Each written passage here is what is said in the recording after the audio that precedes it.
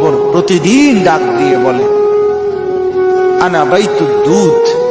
প্রত্যেকের কবর প্রত্যেককে ডেকে বলে, ও আল্লাহর বান্দা, জানো আমি পোকামাকড়ের ঘর, পোকামাকড়ের ঘর।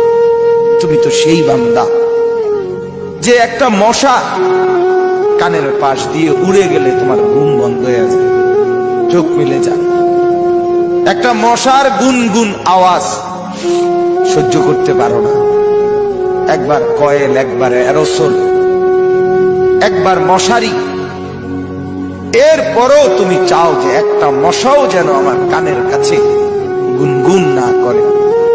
তো 5 ঘন্টার ঘুমের জন্য, 6 ঘন্টার ঘুমের জন্য বান্দা এই যত্ন নিলা, অনন্তকাল কিংবা বছরের পর বছর কবরের যে ঘুম দিবা, পড়ে থাকবা সেই ঘরে, পোকা মাকড়ের ঘর, সেই ঘরে তুমি ঘুমাইবা কেমনে, থাকবা?